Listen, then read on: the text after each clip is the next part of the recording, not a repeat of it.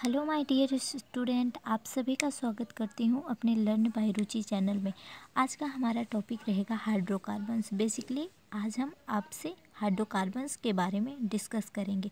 I hope कि ये video देखने के बाद आपको हाइड्रोकार्बन से रिलेटेड जो भी डाउट्स होंगे वो क्लियर होंगे। तो चलिए लेट्स स्टार्ट करती हूँ। बेसिकली हम बात करते हैं हाइड्रोकार्बन्स की। What is hydrocarbons? हाइड्रोकार्बन क्या होता है? वे कंपाउंड को हम हाइड्रोकार्बन कहते हैं जिनमें हाइड्रोजन तथा कार्बन की प्रेजेंस होती है, उसे हम हाइड्रोकार्बन कहते हैं। हाइड्रोकार्बन्स बेसिकली टू टाइप के होते हैं। First is saturated hydrocarbon and second is unsaturated hydrocarbon. तो चलिए पहले बात कर लेती हूँ कि how to identify of saturated hydrocarbon. आप किसी भी हाइड्रोकार्बन्स में कैसे आइडेंटिफाई कर पाएंगे कि which is a saturated hydrocarbon and which is a unsaturated hydrocarbon. तो चलिए बताती हूँ।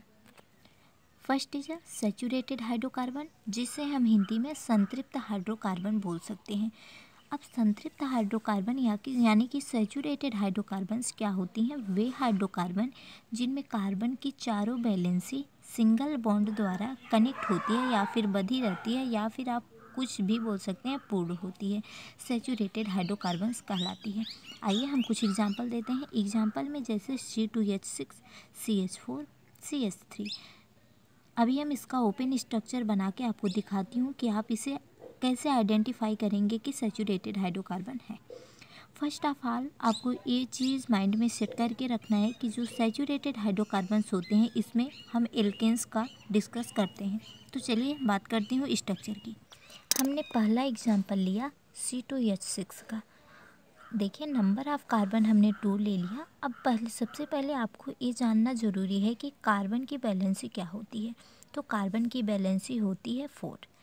तो हमें क्या करना है, कार्बन की वैलेंसी को हमें कंप्लीट करवाना है। यहाँ पे नंबर ऑफ़ कार्बन 2 है, हमने नंबर ऑफ़ कार्बन 2 लिख लिया एंड हाइड्रोजन 6 है। तो हमने क्या किया, हाइड्रोजन को कार्बन से कनेक्ट करा लिया। देखिए तो कार्बन की वैलेंसी 4 हो रही है। 1 2 3 4 1 2 3 4। कार्बन की वैलेंसी टोटली 4 हो गई है, यानी कि सिंगल बॉन्ड द्वारा कनेक्ट होता है यह, इसलिए यह क्या है, सैचुरेटेड हाइड्रोकार्बन से। देखिए दूसरा C3H8, नंबर ऑफ़ कार्बन मैंने 3 लिया। हाइड्रोजन हमारे पास 8 है, तो हमने 3 यहाँ से किया, 3 हाइड्रोजन को यहाँ से कनेक्ट कराया, 3 यहाँ से कराया, यहाँ पे 2 कराया। यहाँ पे 2 इसलिए कराया क्योंकि अगर हम और हाइड्रोजन को कनेक्ट कर देंगे तो हमारे कार्बन की बैलेंस जो है वो डिसबैलेंस हो जाएगी, कंप्लीट नहीं होगी। हमने हाइड्रोजन को लिया 1 2 3 4, कार्बन की वैलेंसी 4 हो गई। 1 2 3 4, कार्बन की वैलेंसी 4 हो गई। 1 2 3 4। थर्ड एग्जांपल हमारा था CH4।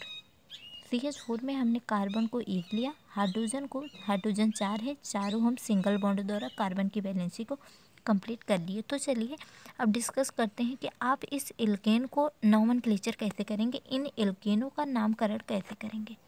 तो देखिए बच्चों, अब हमने यहाँ पे लिख दिया है C2H6 का बेसिकली हम नाम, यानी कि इस कंपाउंड का नाम क्या होता है, एथेन।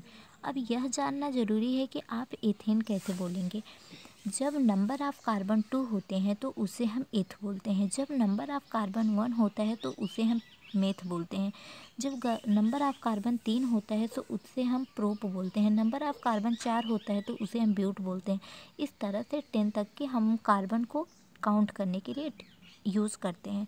जब हमारी नंबर ऑफ़ कार्बन 2 होती है तो में एथ हमने लिख दिया, और एल्केन का सफिक्स होता है ANE, हमने एथ के आगे ANE जोड़ दिया तो हमारा इथेन एक स्ट्रक्चर बन गया। प्रोपेन के लिए हमने नंबर ऑफ़ कार्बन को 3 लिया, प्रोप लिख दिया, और एल्केन का सफिक्स होता है ANE, हमने एन जोड़ दिया, प्रोपेन हो गया। यहाँ पे मीथेन हो गया। हमने एन ही क्यों जोड़ा, क्योंकि हमारे कार्बन की वैलेंसी 4 जो है यह सिंगल बॉन्ड द्वारा कनेक्ट हो रही है। आई होप कि आपको एल्केन यानी कि सैचुरेटेड हाइड्रोकार्बन समझ में आ गया है। हम अपने अगले वीडियो में अनसैचुरेटेड हाइड्रोकार्बन्स का डिस्कस करूँगी। तो हमारे अगले वीडियो को पाने के लिए हमारे चैनल को सब्सक्राइब और वीडियो को लाइक एंड शेयर ज़रूर करिए। Thank you for cooperation.